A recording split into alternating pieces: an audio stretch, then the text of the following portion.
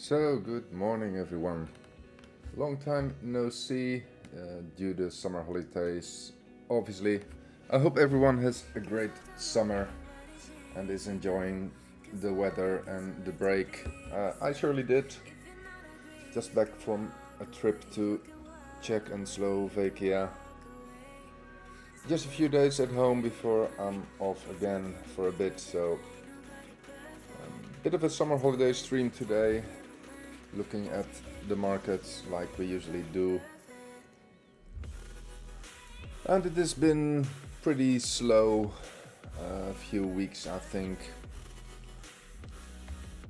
Looking at the markets currently, Europe is showing some downside. Asia has been going down yesterday quite a bit. US pre-market looking red.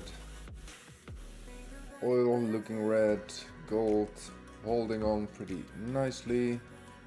And even the bonds are a bit in the red. So just looking at the events for this week, it's not that crazy. Some job opening information. Obviously this is an important one, the PMI. It's like the producers, the manufacturing index. It's a good indication on how inflation might go in the next numbers. Balance of trade. See how that is going, but nothing that is likely to be a big market mover there this week. Quickly taking a look at next week, because I'm not sure next week if I will be able to stream Wi-Fi connection wise. Next week we have the inflation rates. That's obviously the big one everybody's watching. Core inflation, CPI, the whole shebang on Wednesday next week. So that's definitely something to watch out for. So this week, quiet on that front. Next week is going to be much more interesting, to say the least, with all these numbers coming out. Switching to the charts, and let's start with the DXY if it wants to load. There we go. I think the last stream before the summer holiday we discussed this cup and handle with a measured move to 109 and to 109.5. Well, it hit that perfectly. It went to 109.3 on the high point here, and it's now pretty much backtesting the top of that cup and handle. It's like the zone between the left side of the cup and the right side of the cup. So this is the support zone that it's testing, and it's been bouncing off it pretty much to the digits. This high was 105 and this low was 0.35 lower than the zone. So perfect hit. There we see on the TD sequential that on the TD sequential is on count 5, so it has some room to go sideways here, probably to next week. So this will probably just float around a bit if nothing crazy happens in the stock markets until next week the inflation figures come out. So I expect DXY to sideways accumulate, maybe some small rallies. It will be interesting to see what happens around this level. Will we continue up or will we take a big leap down? Support on the downside is about 103.5-ish, the bottom of the handle, and the bottom of the cup obviously at around 101, 100-ish level. Bonds, looking at the 2-year yields, You see, we are making so far a higher low on this sideways range. It's a bit of a not very clear pattern yet, besides just accumulating sideways a bit. We'll take a look at the stock markets in a bit. Same with gold. We'll take a look at another chart. Bitcoin. We had this bottom structure here with the triple bottom, 3 higher lows. We did have a bit of a rally, and I know everybody got quite enthusiastic on the whole Twitter, but as you can see, we didn't even hit this resistance zone here. We did break the bigger trend line, but volume is pretty pathetic on the daily. We didn't really go anywhere. This little star here, bearish volume divergence, is playing out, but so far it's just landing on that zone.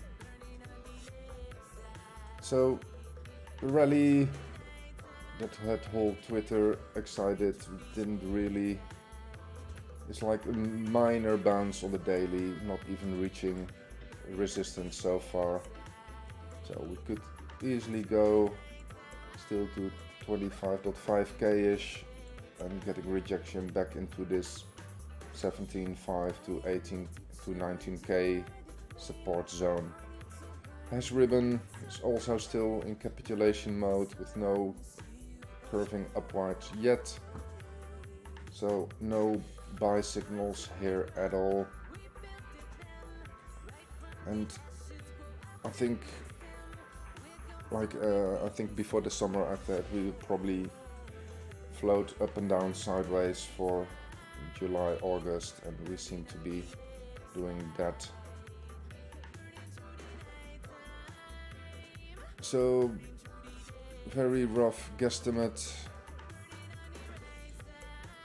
We could just take a bit of a hit there before double topping out, going back to this zone, and I don't think we will have anything major until the end of this month, as long as the bigger macroeconomics don't make any big moves.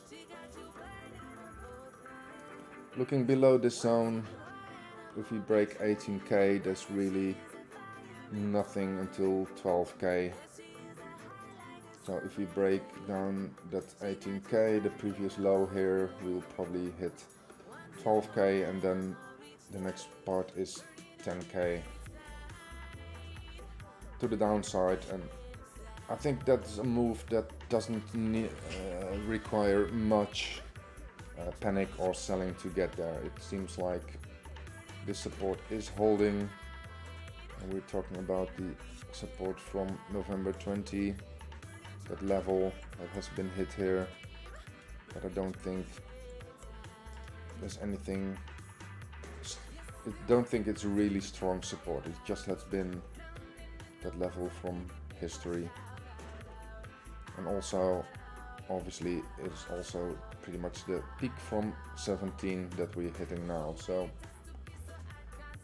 So far we don't have any really strong bounces from that support level, and with the hash ribbon still capitulating, hopefully we just make another low here, maybe a bit quick wiki action below here, so we're starting to make a nice wick off accumulation pattern with a spring, the back test of the spring, before continuing up later on.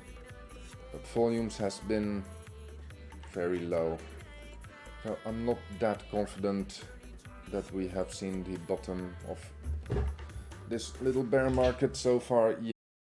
Out, no big moves on the Bitfinex whales either. Market cap, you see that we did test that level that we didn't even reach on Bitcoin. So some alts had some runs and had some nice gains on a short period of time, but we now seem to be hitting that resistance level here and getting rejected.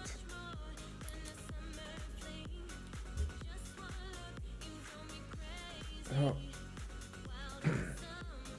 just want to load some more charts there.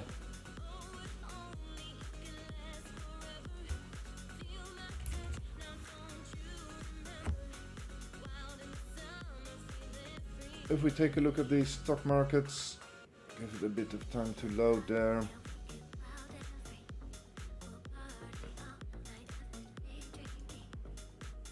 Oh, slowly getting there.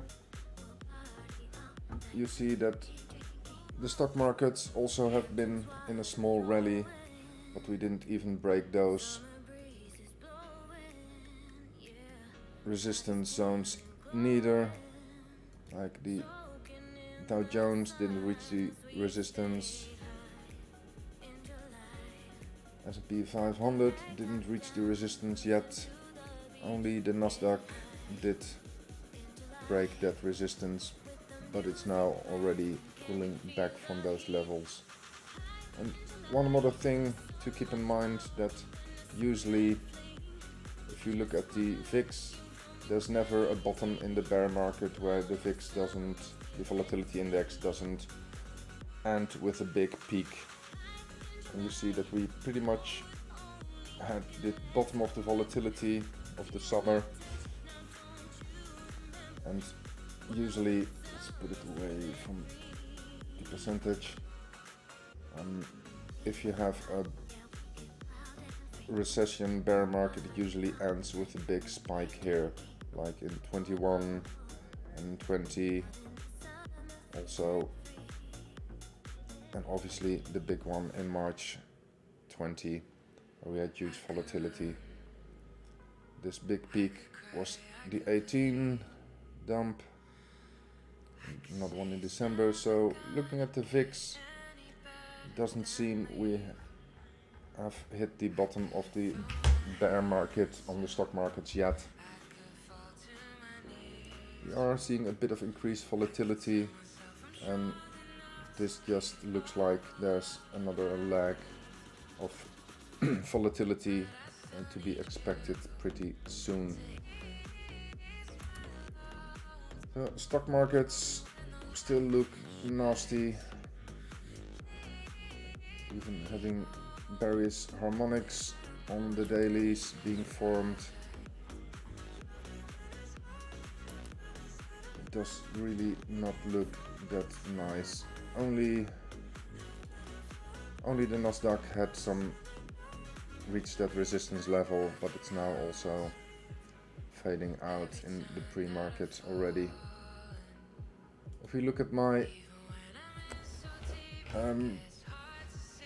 divergence chart for the stock markets, we see that the S&P 500 made a 3.4% higher high than the last leg, while the risk comparison only made a 1%. So this tells me that the bigger investors are still very cautious and they're not going into the riskier funds yet. And it's even pulled down yesterday a bit. So this could signal some downside moves for the stock market today or tomorrow.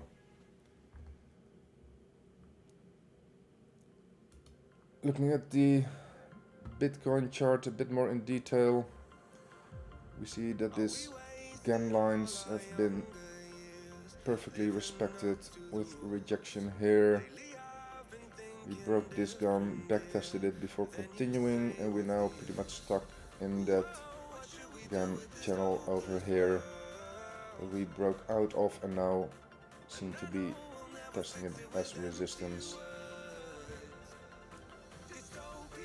The big blue one will definitely act as some support level on our way down. If we go down and to the upside, it's pretty much clear until that 25.5, 26k-ish level. But so far, it's not looking that great. Also looking at the bigger macroeconomics, obviously in the summer time everything is relatively quiet, but I don't really like what I'm seeing there. The figures that have been coming out, the geopolitical things going on, it doesn't give me much confidence that we are anywhere near the bottom of the bear market. So I would continue to stay very cautious.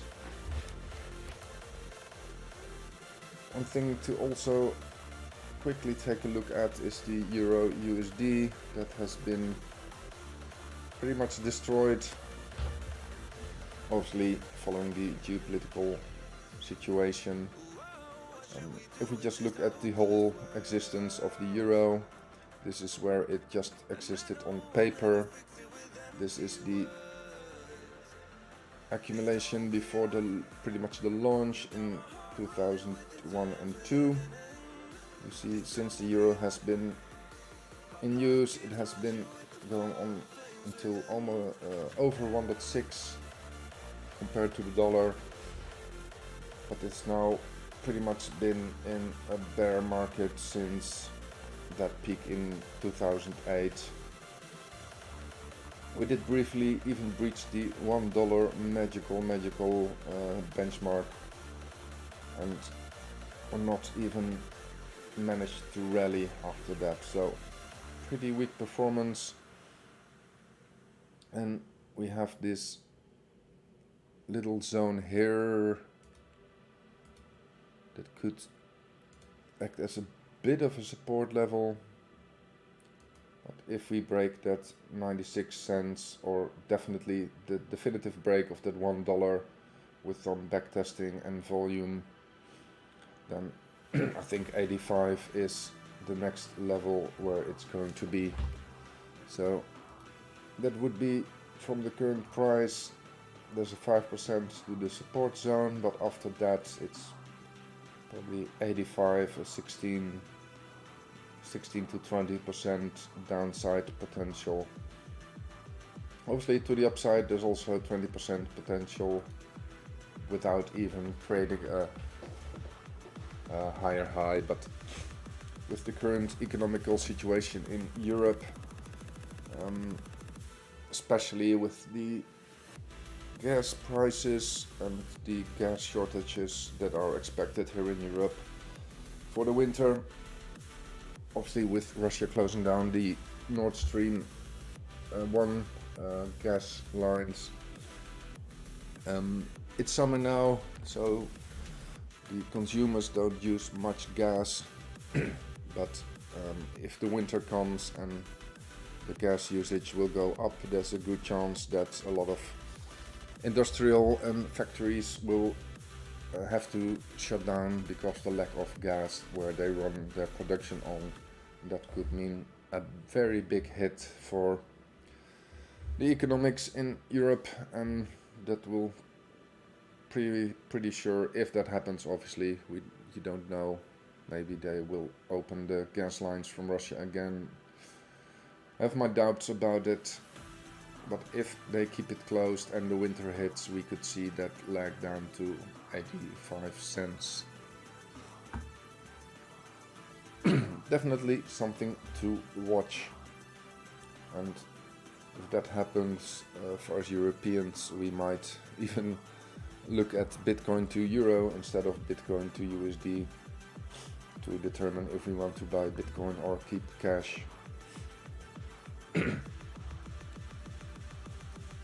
Quickly switching to gold. Gold is in its potential reversal zone, as trend profit shows here.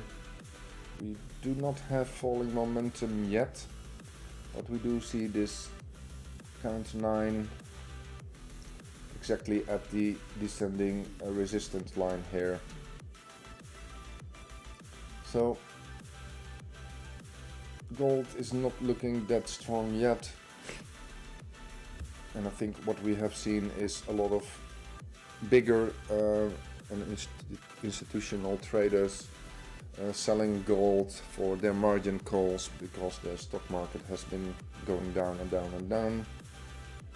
And I think it's a matter of time before that selling pressure on gold stops and we will see some bottom structures. Hopefully, best scenario is we go briefly down to that 1680 something, accumulate a bit sideways before breaking out to the upside. I think see this support level from March 21 and from before is a very, very important level. I think this is the major support for gold and I don't expect it to be broken at all. So trading wise, I'm waiting for a definite break of this descending trend line. We are getting more compressed and squeezed, so I'm waiting for this move to start a nice longer term gold trade. There's plenty of upside potential. Say we hit that end of August, then we have that resistance, the take profit of 1980, 1985 ish, it's 14% move, and then the magic number of 2k is also around that level. The previous high is almost 20% away. So there's a very nice gold trade in the making, but we have to be patient there. Looking at US oil fund,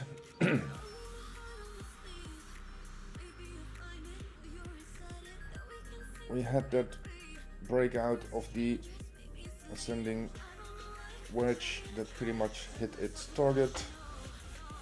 It went down with the stock markets and some crude oil moves, but if we look at where we are now, there's a very clear support zone from the bottom here to there. We bounced off this support zone very nicely. We did make a bit of a higher high, we did break that downsloping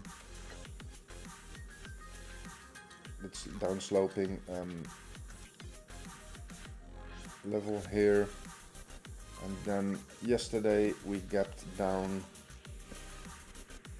quite a bit, but still to this local support here from this candle close. So waiting for, if I redraw it quickly based on the wicks, there, that's better. So interesting to see what happens here,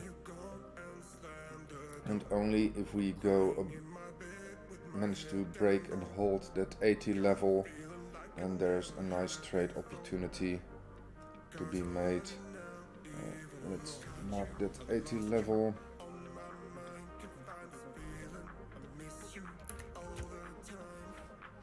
That's the point we need to break, and then there's obviously a nice 8 to 16% move potentially for that trade. So also there is a trade on the horizon, but we have to be patiently waiting there. Summertime, it's patience that rules the market, patience or panic, and we don't have panic yet. So summarizing, United States oil fund waiting for 80 to break to take a long trade. Gold waiting to break that descending trend line and confirm it before taking a trade. Euro USD waiting to see if it will break that support zone. Probably if it does, it will be towards the autumn and winter in Europe. Bitcoin following these gains, expecting some downwards move anytime soon. PXY at support. If the stock market and Bitcoin take their leg down, this will bounce to the upside. And at the moment, the stock market divergence with the risk stocks really shows that there's good potential for short-term downwards action here. So that's the quick summer holiday update. I'm not sure for the next weeks when I am able to stream or give you guys an update there. Depends on my connections. Enjoy your summer holiday. Don't FOMO in on the stock markets or Bitcoin. It's a pretty risky area where we are. Trade safe and speak to you in the next one.